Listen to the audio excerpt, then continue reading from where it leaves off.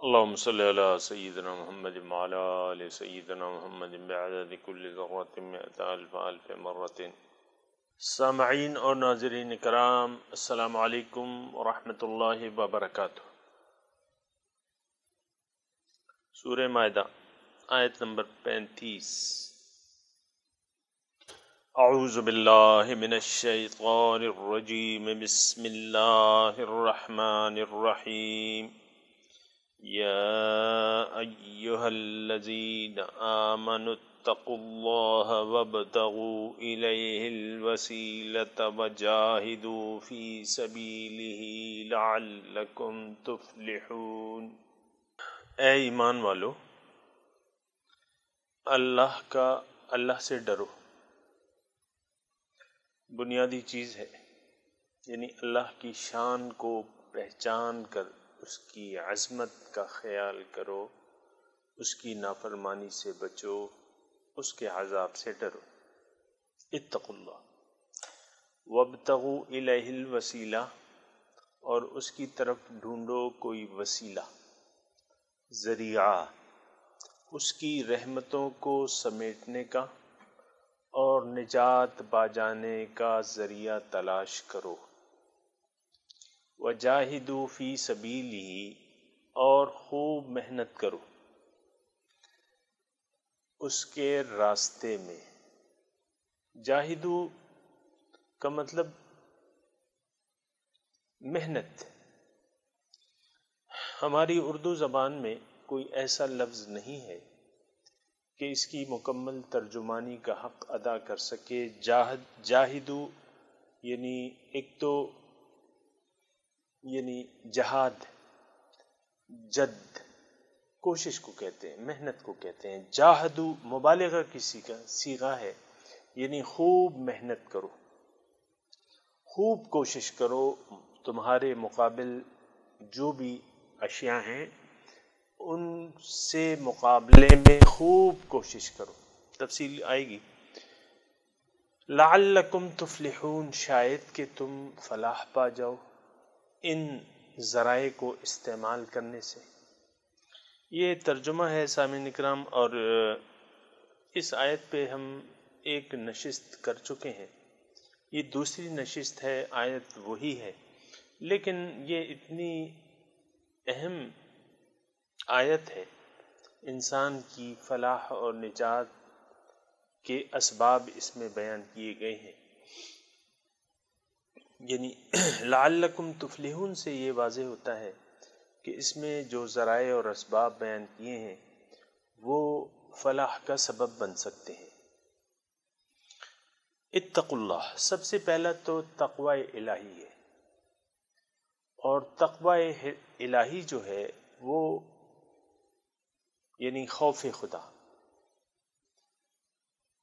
یہ انسان جو بھی نیکی کرتا ہے اس کی بنیاد ہے۔ اگر تقوی نہیں ہے تو نیکی نہیں ہے ہو سکتی۔ یعنی ایک ہستی جس کی عظمت کا آپ کے خیال میں احساس نہ ہو، جس کی عالی مقام ہونے کا آپ کو احساس نہ ہو، جس کے رتبے کا آپ کو احساس نہ ہو، اس کا پھر یعنی تقوی ہو نہیں سکتا۔ پھر خوف خدا جسے عام طور پہ ہم کہتے ہیں، جس معاشرے میں میں اور آپ رہ رہے ہیں اس میں تقوی کا عنصر نہ ہونے کی وجہ سے اعمال میں ہمارے بگاڑ آ گیا ہے۔ یعنی ایک تو اللہ کے وجود کا احساس نہیں ہے، اور وجود کا احساس نہ ہونے سے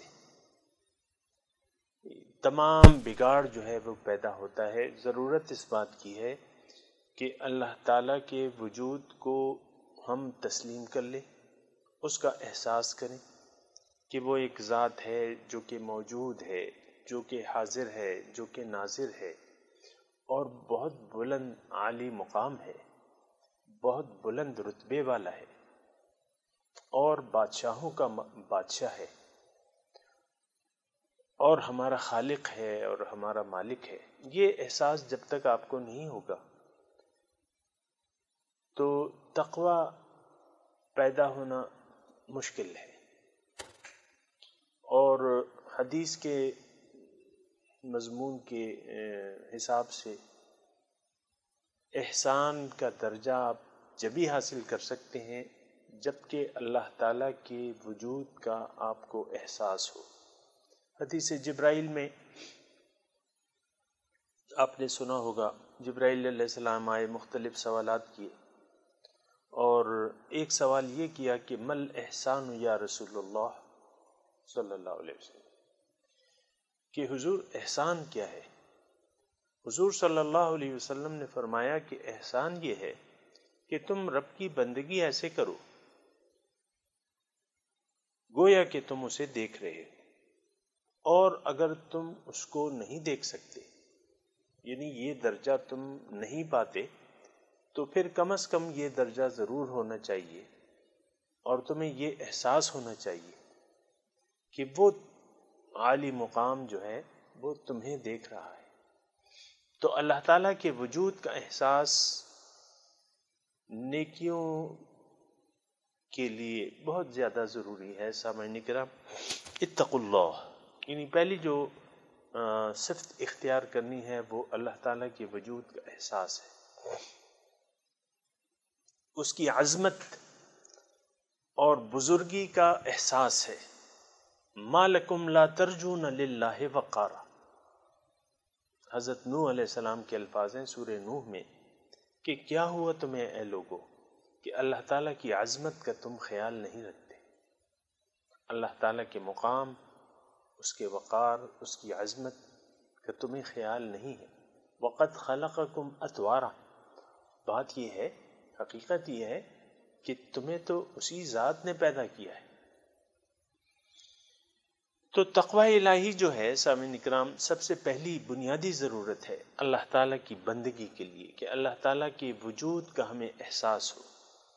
ہم دیکھیں، یعنی ساری زندگی ہماری گزر رہی ہے اللہ تعالیٰ کے وجود کے احساس کے بغیر، یعنی ہم چلتے ہیں پھرتے ہیں، مختلف جو زندگی کے معاملات ہیں اس میں آپ دیکھیں، ہم جب باتیں کر رہے ہیں بچوں سے، بیوی سے، بیوی شوہر سے، شوہر بیوی سے، اور اس کی جو وجہ بھی ہے اس کے بارے میں ہم انشاءاللہ بات کریں گے، لیکن اس وجود اللہ تعالیٰ کے وجود کا احساس نہ کرنا، اس کو اپنے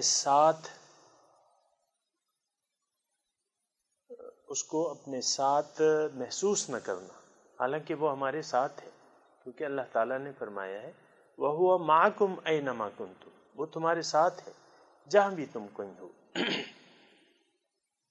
تو بہرحال ایک ضرورت جو ہے سامعین اکرام، یہ میں نے ایک آیت تلاوت کی ہے اور اس میں وہ ذرائع بیان کیے گئے ہیں جو کہ نجات کا ذریعہ ہماری بن سکتے ہیں، تو اس پہ ذرا خصوصی توجہ دیجیے گا اور غور کیجیے گا کہ نجات کے لیے کن کن اسباب کی ضرورت ہوتی ہے۔ اس میں سب سے پہلے جو ہے تو اللہ کا تقوی ہے، اللہ کی شان کا ادراک ہے، اس کی معیت کا احساس۔ وَابْتَغُوا إِلَيْهِ الْوَسِيلَةَ، دوسری بات یہ ہے کہ تلاش کرو اس کی طرف کوئی ذریعہ، کوئی وسیلہ تلاش کرو، کوئی ذریعہ تلاش کرو، اور ذریعے سے مقصود جو ہے، یعنی اس میں تھوڑا سا ہمارا معنی کے لحاظ سے یا اس کی تفسیر کے حساب سے مفسرین میں اختلاف پایا جاتا ہے کہ وسیلہ کا کیا مطلب ہے۔ ایک تو وسیلہ آپ کو معلوم ہے کہ وسیلہ کہتے ہیں ذریعے کو، وسیلہ کوئی ذریعہ، عام ہمارے جو استعمال ہوتا ہے وہی اس کا مطلب ہے، اور اللہ تعالیٰ کی طرف اللہ تعالیٰ کی رحمتوں کو سمیٹنے کا، نجات کا، اور اس کی رحمت کو اپنی طرف متوجہ کرنے کا کوئی ذریعہ تلاش کرو۔ اس پہ میں تھوڑی سی بات کروں گا سامعین اکرام۔ بات یہ ہے کہ یہ ذریعے کی کیوں بات کی ہے، سبب ذریعہ، یہ ذریعے سے کیا مراد ہے اور ذریعہ کیوں ضروری ہے، وسیلہ کیوں ضروری ہے؟ بات یہ ہے کہ ہم سامعین کرام ہم رہ رہے ہیں عالم اسباب میں، یعنی یہ تمام جس عالم میں ہم رہ رہے ہیں یہ عالم اسباب ہے، یعنی ذرائع کا، ہر چیز اللہ تعالیٰ کی طرف سے ہے، ہر نعمت اللہ تعالیٰ کی طرف سے ہے براہ راست، لیکن اس کی رحمت ذرائع سے ظہور پذیر ہوتی ہے۔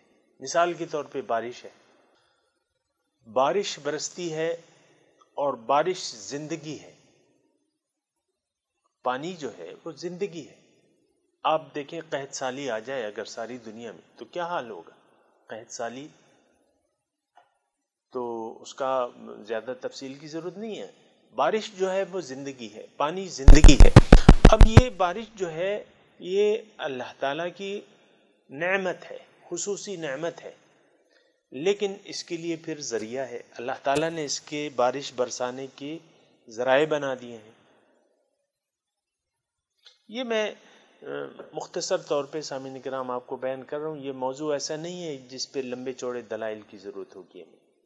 ہر چیز کا، ہر نعمت کے حصول کا ایک ذریعہ اللہ تعالیٰ نے بنا دیا ہے۔ بے شک ہر نعمت اللہ تعالیٰ کی طرف سے ہے، براہ راست اس کی طرف سے ہے، لیکن اس کے ذریعے بارش ہے، جیسا کہ میں نے عرض کیا آپ کو، سمندر کی سطح سے بخارات اٹھتے ہیں، ہوائیں جو ہیں اس کو لے چلتی ہیں، اور پھر وہ ہوائیں جو ہیں جہاں اللہ تعالیٰ چاہتا ہے وہاں وہ بادل چلے جاتے ہیں، پانی والے بادل، اور پھر جہاں اللہ تعالیٰ چاہتا ہے اس کو برسا دیتا ہے۔ ہر چیز کے اسباب ہیں، ذرائع ہیں، ذریعے کے بغیر کوئی چیز ممکن نہیں ہے اس عالم اسباب میں۔ عام طور پہ اس کا سلوک، اللہ تعالیٰ کا سلوک یہی ہے۔ ہادی اللہ تعالیٰ ہے، ہدایت دینے والی ذات اللہ کی ذات ہے، لیکن ہدایت ذرائع سے ہمیں ملتی ہے۔ یہ نہیں ہوتا کہ کتابیں چھپ کے آ جاتی ہیں اور ہمیں انسان کو دے دیجیے، نہیں، ذریعہ ہے اس کے لیے، پیغمبر، رسول، انبیاء کرام، یہ ہدایت کے ذرائع ہیں۔ تو ہدایت ہادی جو ہے ذات باری تعالیٰ ہے، لیکن ہدایت انسان کے ذریعے سے اللہ تعالیٰ نے ہمیں دی ہے۔ یہ ایک بات جو ہے، یعنی ہدایت ہادی اللہ ہے، انسان کو ہدایت دینے والی ذات جو ہے وہ ذات باری تعالیٰ ہے، لیکن اس کا ذریعہ پھر انبیاء کرام ہے۔ تو یہ میں نے مختصر طور پہ آپ کو بتایا۔ تو ہر چیز یہ دیکھیں، اب آپ شمار کرتے جائیں، کوئی ایسی چیز آپ نہیں بتا سکتے مجھے، جس اللہ تعالیٰ کی کوئی ایسی نعمت آپ مجھے نہیں بتا سکتے جس کو حاصل کرنے کا کوئی ذریعہ نہ ہو۔ اب اللہ تعالیٰ، جیسے کہ میں نے آپ کو بتایا، یہ ایک بنیادی بات ذہن میں رکھ لیں، اس پہ خوب سوچ و بچار کریں کہ ذریعہ، وسیلہ، یہ انتہائی ضروری ہے، یہ عالم اسباب ہے۔ اللہ کی رحمت، یہ سب اللہ تعالیٰ کی رحمتیں ہیں، اللہ کی نعمتیں ہیں۔ ہدایت بھی اللہ تعالیٰ کی نعمت ہے، لیکن وہ پھر ذرائع سے آپ کو ملے گی۔ اللہ تعالیٰ ہمارے نفوس کو پاک کرتا ہے، بل اللہ یزکی من یشاء، بلکہ اللہ ہے جو پاک کرتا ہے جس کو چاہتا ہے، لیکن اس کا ذریعہ رسول ہے۔ سب سے بڑا ذریعہ تزکیہ نفوس کا وہ رسول کی ذات ہے، اور تزکیہ نفس جو ہے یہ بنیادی ذریعہ ہے نجات کا، فلاح کا۔ یہاں بھی آپ دیکھیں کہ لعلکم تفلحون، اس آیت کے آخر میں لعلکم تفلحون کے الفاظ استعمال ہوئے، اور تزکیہ نفس، فلاح کا انتہائی بنیادی ذریعہ ہے، کیونکہ جب تک انسان کا تزکیہ نفس نہیں ہوتا اس کو فلاح نہیں مل سکتی۔ اللہ تعالیٰ ارشاد فرماتا ہے کہ قد افلح من زکاہا وقد خاب من دساہا، یقیناً کامیاب ہو گیا وہ شخص جس نے اپنے نفس کو پاک کر لیا، زکاہا جس نے اپنے نفس کو پاک کر لیا، وقد خاب من دساہا اور یقیناً تباہ ہو گیا، نامراد ہو گیا وہ شخص جس نے اس نفس کو آلودہ چھوڑ دیا، اس کی اصلاح نہ کی، اس کا تزکیہ نہیں کروایا۔ اب تزکیہ جو ہے وہ کیسے ہوگا، کون کرے گا؟ بنیادی طور پہ اللہ تعالیٰ تزکیہ کرتا ہے انسان کے نفوس کا۔ پھر اس کے لیے تزکیے کے لیے ذرائع ہیں۔ انسان جو کہ رسول اللہ کہلاتا ہے، اللہ کا نبی کہلاتا ہے، وہ تزکیہ نفس کا بنیادی حیثیت رکھتا ہے۔ بنیادی آپ نے یعنی آپ کے علم میں ہوگا کہ رسول کے جو ڈیوٹیاں ہیں اس میں تزکیہ نفس ویزکیہم، تو رسول جو ہے یعنی ان کا تزکیہ کرتا ہے، تزکیہ نفوس کرتا ہے۔ تو تزکیہ نفس کے لیے پھر ذریعہ، تزکیہ نفس فلاح کی بنیادی وجوہ میں شامل ہے۔ تزکیہ نفس یتلو علیہم آیاتنا ویزکیکم، تمہارا وہ تزکیہ کرتا ہے۔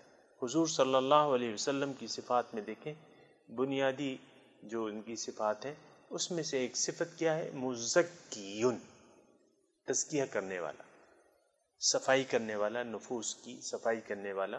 تو حضور صلی اللہ علیہ وسلم ظاہر ہے کہ معالج ہیں، روحانی بیماریوں کے معالج ہیں، اخلاق رذیلہ سے نفس کو پاک کرنے والے ہیں اور اس کا طریقہ بتانے والے ہیں۔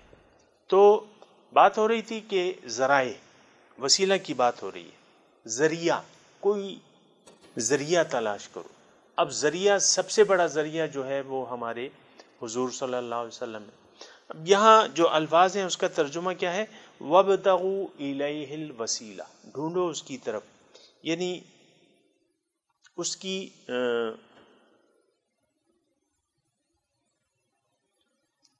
نجات کا ذریعہ اور اس کی رحمتوں کو سمیٹنے کا ذریعہ۔ سامعین کرام، یہ بات ذرا ذہن نشین کر لیں کہ اللہ تعالیٰ کی رحمتیں، ایک تو عام رحمتیں ہیں رحمان، اور ایک خصوصی رحمتیں ہیں، روحانی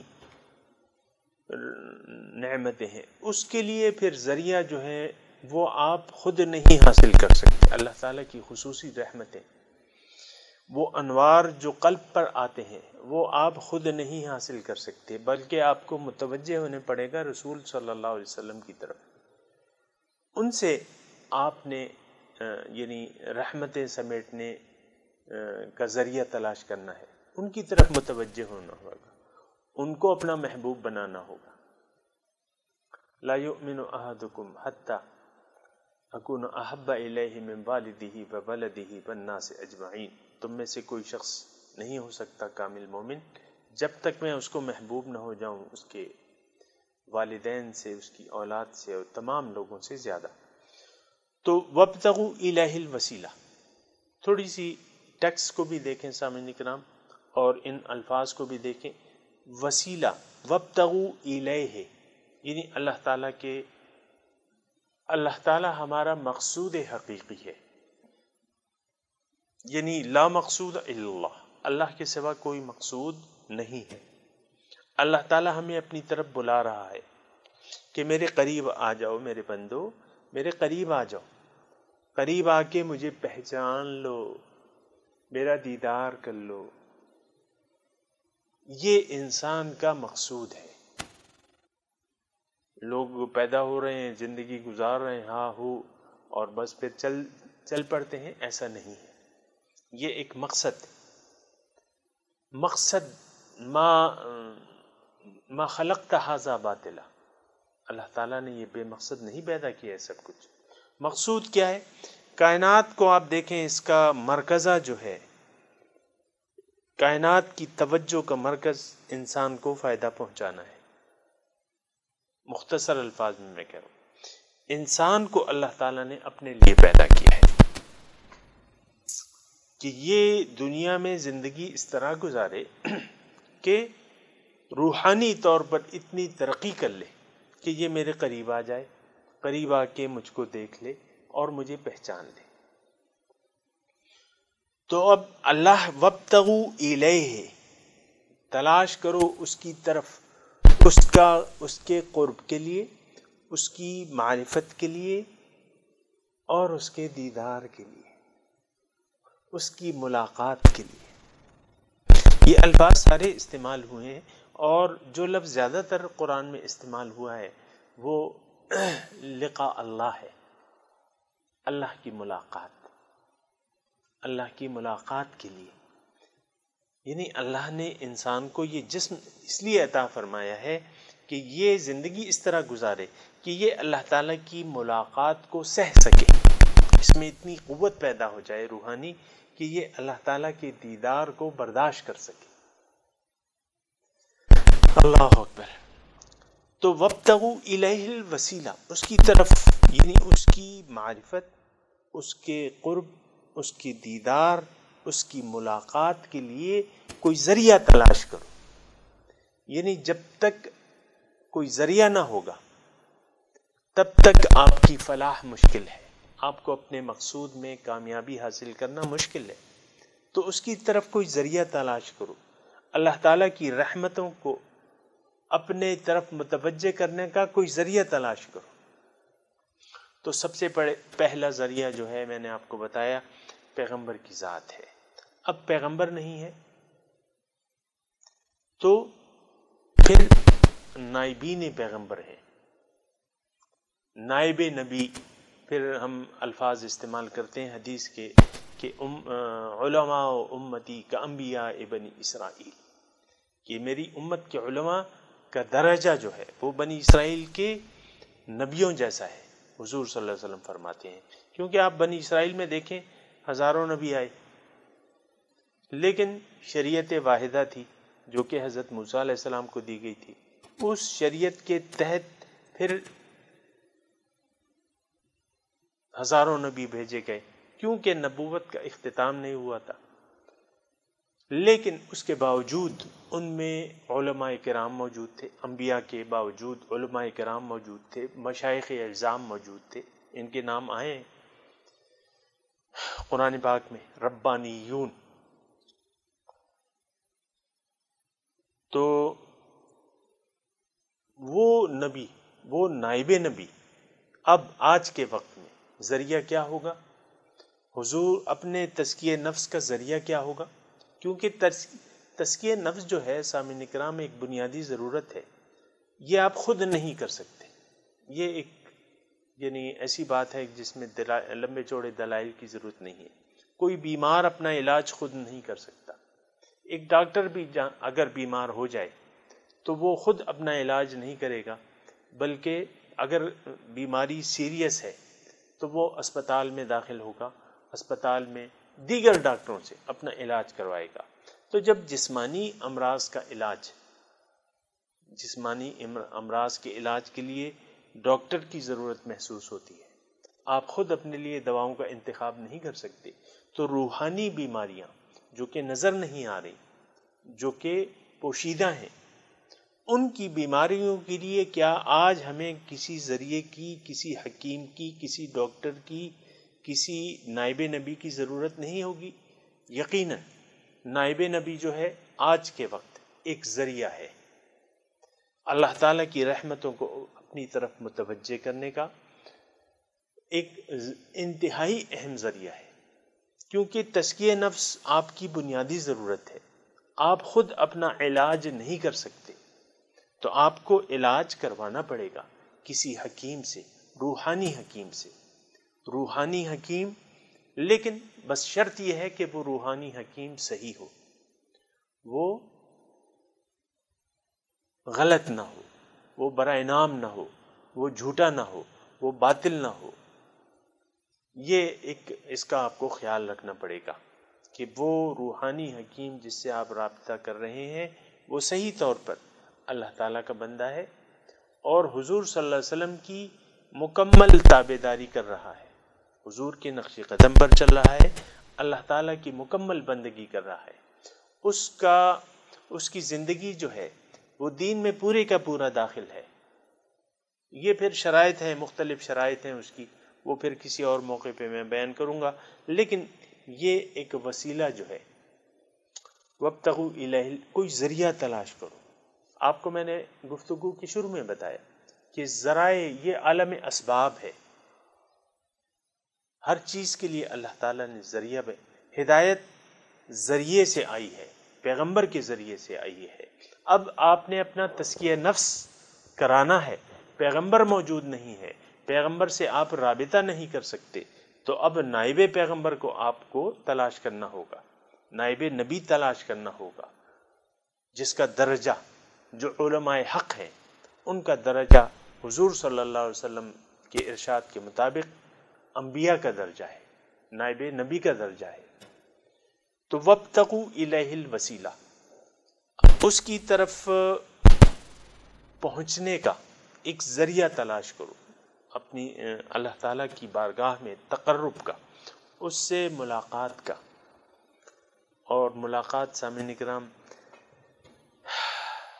ملاقات جو ہے وہ یہاں بھی آپ کی ہو سکتی ہے، اس کے لیے قیامت شرط نہیں ہے۔ یہ ٹھیک ہے کہ مکمل اس کا اظہار جو ہے، یعنی مکمل ملاقات جو ہے وہ قیامت کے دن یقیناً ہوگی، لیکن یہاں بھی آپ کا اپنے رب سے ایک رابطے میں جڑ سکتے ہیں، ایک رابطے میں جڑ سکتے ہیں اگر ہم اپنے نفس کو پاک کر لیں۔ اس آئینہ قلب کو اگر ہم پاک کر لیں، اس سے گرد و غبار اور میل کسی نائب نبی کی ذریعے سے اس کا شیشہ صاف کر دیں، رحمان کا جو صفات کا عکس جو ہے وہ نظر آ جائے گا۔ حدیث پاک ہے کہ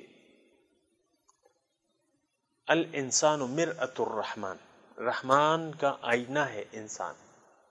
یہ قلب جو ہے، قلب المؤمن عرش الرحمن، یہ رحمان کا عرش ہے، یہ آئینہ ہے، اس پر تھوڑی سی گرد و غبار ہے، دھول ہے، مٹی ہے، اس کو آپ نے صاف کروانا ہے، خود آپ نہیں کر سکتے، آپ نے صاف کروانا ہے پیغمبر کے نائب سے، جو کہ موجود ہیں، ہر زمانے میں موجود ہیں۔ یہ تمام آپ دیکھتے ہیں اولیاء کرام جن کا آپ تذکرہ سنتے ہیں،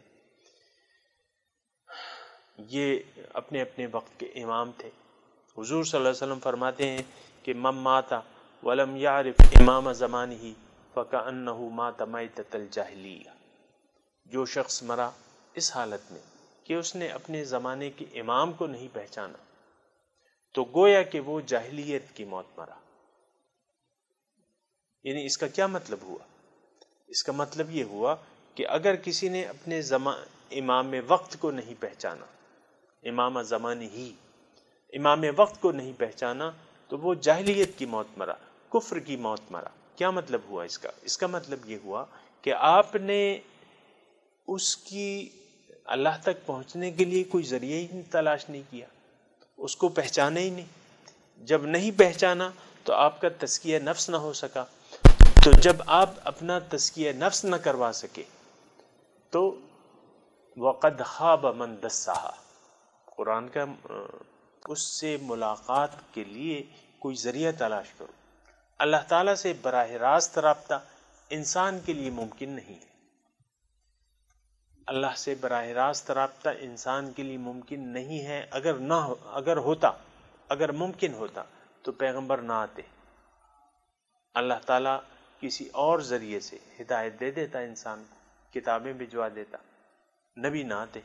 لیکن آپ دیکھیں کہ انبیاء کا ایک سلسلہ اللہ تعالیٰ نے رکھا ہے، اور اب حضور صلی اللہ علیہ وسلم پہ چونکہ اختتام نبوت ہو چکا ہے، حضور صلی اللہ علیہ وسلم آخری ہیں، اور لا نبی بعدی، حضور کے بعد کوئی نبی نہیں، لیکن حضور صلی اللہ علیہ وسلم کے بعد جو ہے علماء حق جو ہے حضور صلی اللہ علیہ وسلم کے جو فرائض منصبی ہیں ان کی ڈیوٹی انجام دے رہے ہیں اور قیامت تک دیتے رہیں گے، اور اس کی طرف حضور صلی اللہ علیہ وسلم نے واضح اشارہ کیا ہے، من مات ولم یعرف امام زمانہ کأنہ مات میتۃ الجاہلیہ، جو مرا اس حالت میں کہ اس نے اپنے زمانے کے امام کو نہیں پہچانا تو وہ گویا جاہلیت کی موت مرا۔ تو سامعین کرام، میں نے آپ کو عرض کیا کہ اللہ سے ملاقات ممکن ہے، بات یہ ہے کہ یہ کیسے ہوگی؟ سوال پیدا ہوتا ہے نا کہ یہ ملاقات کیسے ہوگی؟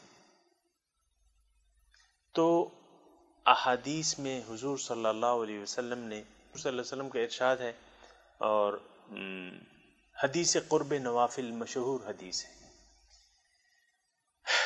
یتقرب الی عبدی بالنوافل،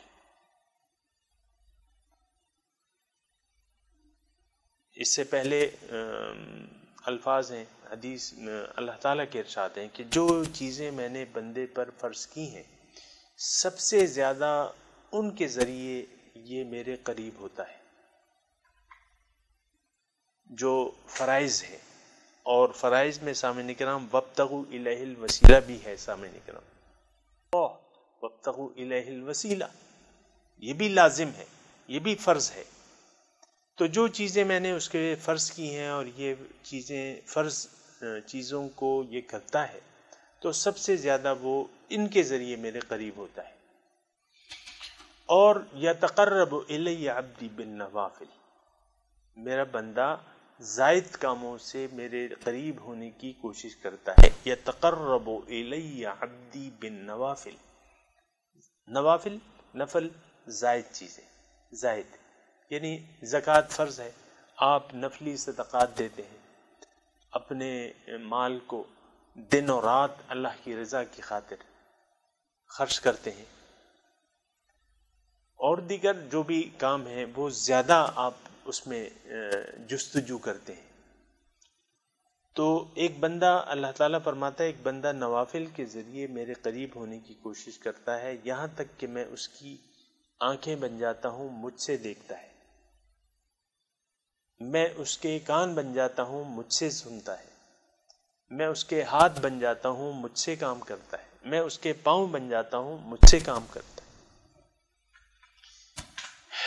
بی یسمع بی یبصر بی یبطش بی ارجل، میرے ذریعے وہ سارے کام کرنے لگتا ہے،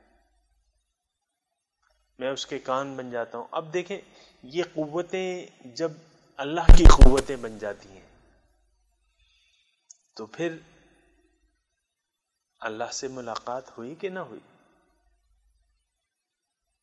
دل کے آئینے میں ہے تصویر یار، جب ذرا گردن جھکائی دیکھ لی، یہ ایک تعلق سامعین کرام پھر بن جاتا ہے اللہ تعالیٰ سے، اور اللہ تعالیٰ یعنی قرآن کے الفاظ کے مطابق پھر اللہ تعالیٰ ایک انسان کو نور مقرر کر دیتا ہے، اس کا سینہ اسلام کے لیے کھول دیتا ہے۔ افمن شرح اللہ صدرہ للاسلام فہو علی نور من ربہ، بھلا جس کا سینہ میں نے اسلام کے لیے کھول دیا ہے تو وہ ایک نور پہ ہے اللہ تعالیٰ کی طرف سے۔ افمن جعلنا له نورا یمشی بہ فی الناس کمن مثلہ فی الظلمات لیس بخارج منہا، کیا وہ شخص جو میری طرف سے مقرر کیے ہوئے ایک نور پہ ہے، کیا ہو سکتا ہے اس شخص کی طرح جو کہ جہالت کی تاریکیوں میں پڑا ہوا ہے، لیس بخارج منہا، اس سے نکلنے والا نہیں ہے۔ تو اللہ تعالیٰ پھر نور انسان کے لیے ایک مقرر کر دیتا ہے۔ یہ میں تھوڑی سی آپ کو بات بتا رہا ہوں کہ آپ تھوڑا سا آپ کو احساس ہو، ادراک ہو کہ اللہ تعالیٰ سے ملاقات یا اللہ تعالیٰ کا رنگ جب انسان اپنا لے تو انسان کا درجہ کیا ہے۔ سامعین کرام، انسان خلیفۃ اللہ ہے، اللہ کا نائب ہے، اللہ کا خلیفہ ہے۔ انی جاعل فی الارض خلیفہ، میں زمین میں خلیفہ بنانے والا ہوں۔ تو اللہ کا نائب جو ہے یعنی اللہ کے بعد اس کا نائب کون ہے؟ انسان ہے۔ جب آپ اپنے نفس کا تزکیہ کروا لیتے ہیں تو پھر اس کا مطلب کیا ہے کہ آپ انسانیت کی معراج تک پہنچ گئے۔ اور انسانیت کی معراج کیا ہے؟ انی جاعل فی الارض خلیفہ، میں زمین میں اپنا ایک خلیفہ، ایک نائب بنانے والا ہوں۔ تو پھر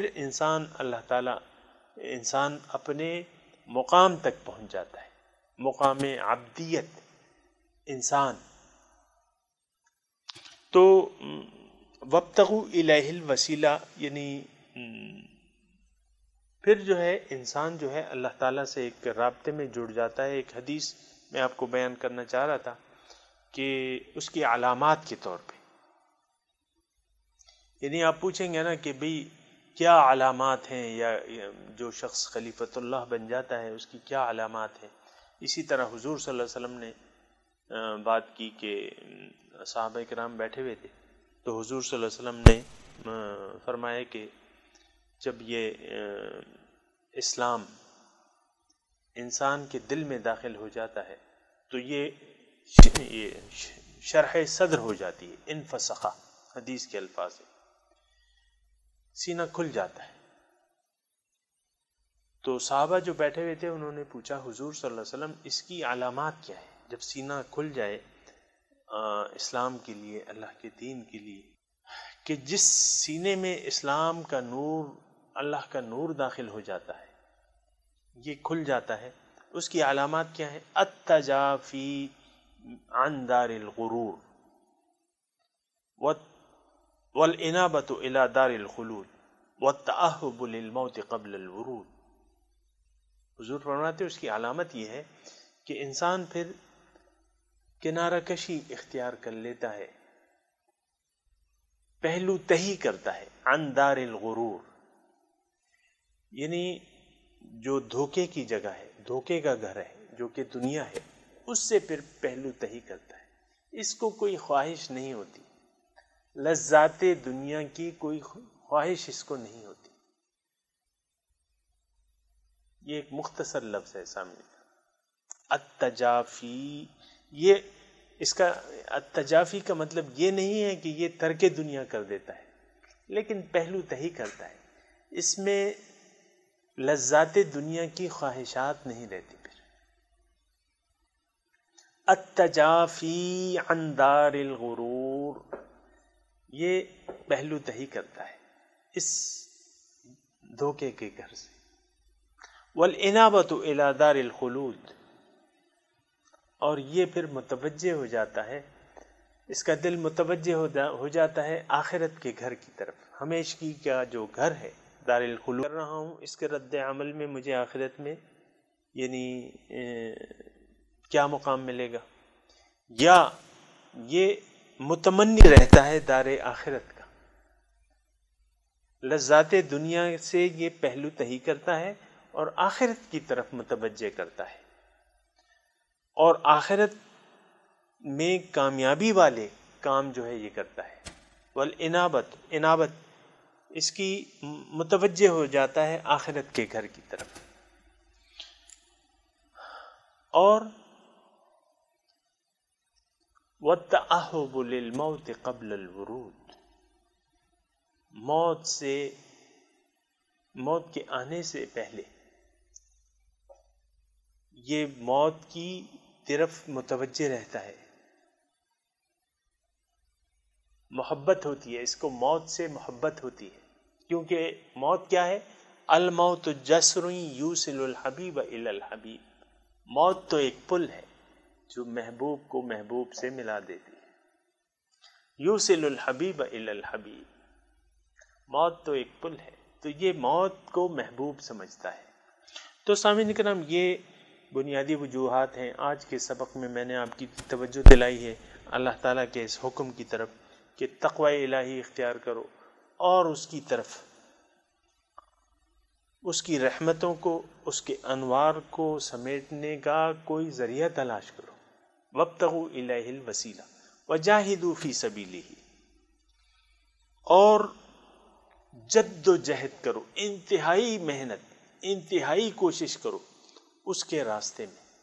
یعنی اب کوشش جو ہے وہ تقوی الہی میں بھی ہو سکتی ہے اور اس کا تقرب حاصل کرنے کے ذریعے میں بھی ہو سکتی ہے، کیونکہ جب آپ نے ایک وسیلہ ڈھونڈ لیا سامعین کرام تو اب اس کے بعد تو مرحلہ جو ہے تو پھر اس مثال کے طور پہ ایک نائب نبی سے آپ نے رابطہ کر لیا، اب اس کے ارشادات جو کہ قرآن کے ہوں گے، جو کہ حضور صلی اللہ علیہ وسلم کی اتباع کے بارے میں ہوں گے، اس پر عمل کرنے کے لیے آپ نے کمر کس لینی ہے، انتہائی محنت کرنی ہے. ظاہر ہے کہ وہ تو ہادی ہے آپ کا، وہ جو نائب نبی ہے وہ آپ کو ہدایت دیتا ہے، عمل کرنا تو انسان کا کام ہے.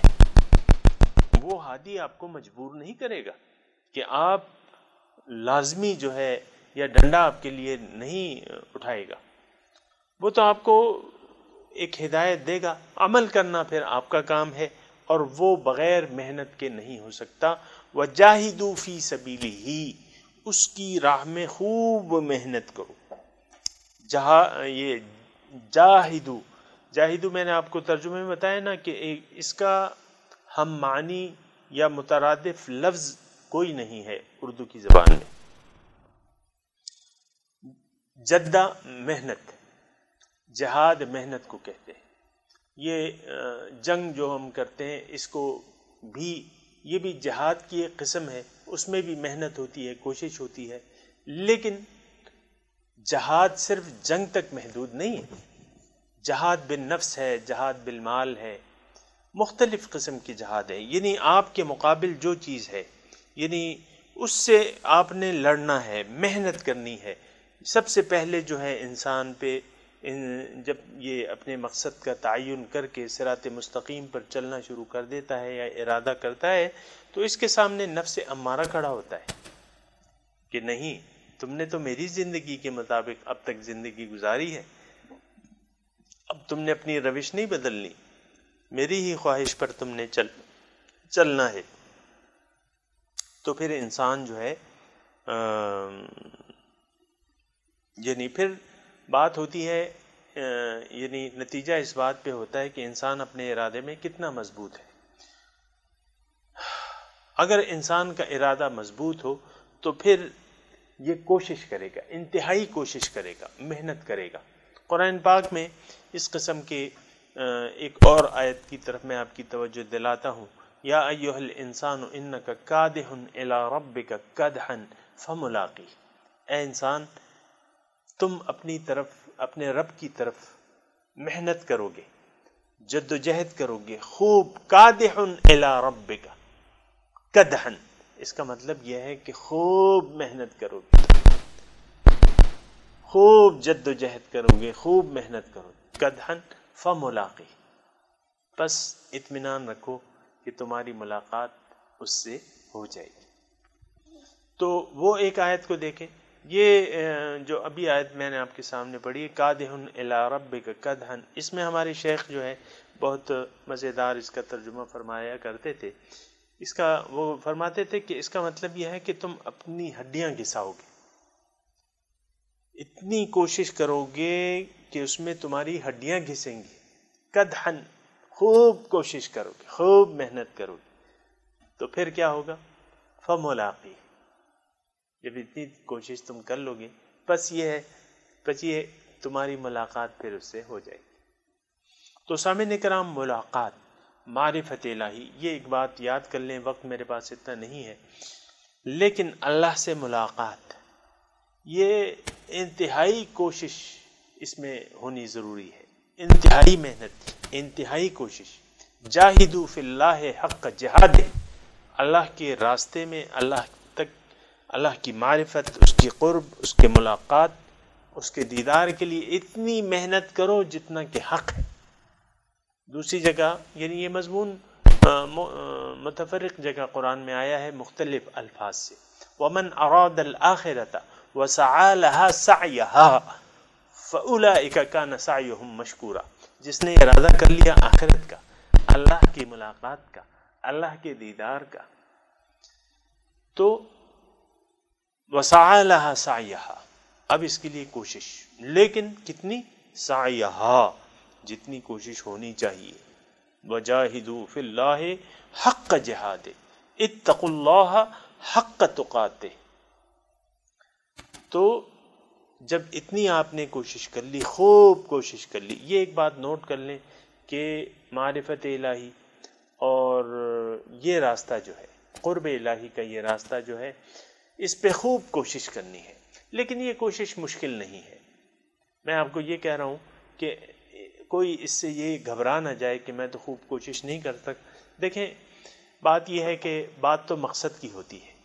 ایک مجازی محبوب ہے، آپ نے ایک مجازی محبوب اپنے لیے چن لیا ہے، لڑکے نے لڑکی کو چن لیا ہے اور دیکھ لیا ہے، اس کو پسند کر لیا ہے، اور یعنی عام حالات میں ان دونوں کا ملنا جو ہے، ملاپ مشکل ہوتا ہے. تو عشق جب ہو جاتا ہے، آپ دیکھیں کیا کیا عاشق جو ہے اپنے محبوب کو پانے کے لیے کیا کیا نہیں کرنے کو تیار ہوتا. یہ تو جن کو پیار ہو جاتا ہے وہ آپ انہی سے پوچھیں.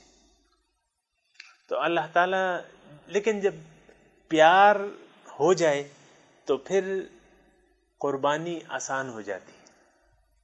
یہ ایک جملہ میں کہہ رہا ہوں سامعین کرام، جب پیار ہو جائے تو پھر قربانیاں آسان ہو جاتی ہیں. اگر پیار نہ ہو تو قربانی مشکل ہے. اللہ کے لیے آج ہم قربانی کرنے کے لیے تیار نہیں ہیں. اللہ کو قربانی پیاری ہے.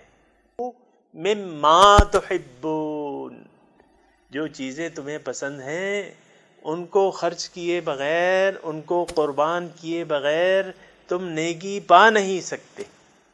لن تنالوا البر، نیکی پا نہیں سکتے تم حتی تنفقوا مما تحبون، جب تک تم قربان نہ کر دو، خرچ نہ کر دو وہ تمام اشیاء. اور وہ تمام اشیاء کیا ہیں؟ زین للناس حب الشہوات من النساء والبنین والقناطیر المقنطرۃ من الذہب والفضہ والخیل المسومہ والانعام والحرث. چیزیں محبوب ہیں کہ نہیں ہیں؟ عورتیں کس کو پسند نہیں ہیں؟ سونا چاندی کس کو پسند نہیں ہے؟ اولاد کس کو پسند نہیں ہے؟ بلڈنگیں کس کو، پلازے کس کو پسند نہیں ہے؟ بینک بیلنس کس کو پسند نہیں ہے؟ کھیتیاں کس کو پسند نہیں ہے؟ لیکن یہ تو متاع دنیا ہے. قل متاع الدنیا قلیل، یہ تو عارضی فائدہ ہے. تو جب تک آپ کو اللہ سے پیار نہیں ہوگا آپ کو قربانی دینا مشکل لگے گی. جب اللہ تعالیٰ محبوب ہو جائے اور محبوب واحد کا درجہ حاصل کر لیتا ہے آپ کی، تو پھر ہر قربانی آسان ہو جاتی ہے. ابراہیم علیہ السلام نے اپنے آپ کو آگ میں ڈلوانے کے لیے تیار کر لیا. کوئی نہ گلا نہ شکوہ نہ کوئی معذرت، ڈال دو بھائی، مجھے آگ میں ڈال دو. وطن جو پیارا تھا اس کو چھوڑ دیا، اپنے شیرخوار بچے کو مکے کے ریگستان میں بے یار و مددگار چھوڑ کے چلے گئے. اپنے پیارے بیٹے اسماعیل کے گلے پر چھری پھیر دی. تو بات یہ ہے کہ یہ تو پیار کی بات ہے. پیار نہ ہو تو آپ کچھ نہیں کر سکتے، پھر آپ دیکھتے کہ دیکھتے رہ جائیں گے. نہیں، پیار ہونا چاہیے. جو موجود ہے وہ ہی محبوب ہے، اس کے علاوہ کوئی محبوب نہیں ہونا چاہیے.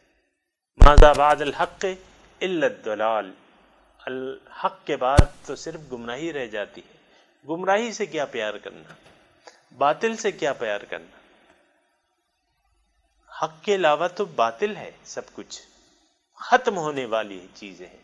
ما عندکم ینفد وما عند اللہ باق، جو تمہارے پاس ہے وہ ختم ہونے والا ہے. کیا چیز آپ اپنے ساتھ قبر میں لے جائیں گے؟ بیوی کو، بچوں کو، اپنے بینک بیلنس کو، اپنی کھیتیوں کو، اپنی بلڈنگوں کو قبر میں لے جائیں گے؟ نہیں لے جا سکتے، وہ تو ختم ہو جائے گا. جو باقی رہے گی وہ اللہ تعالیٰ کی طرف سے جو کچھ بھی ہے وہ چیزیں باقی رہیں گی۔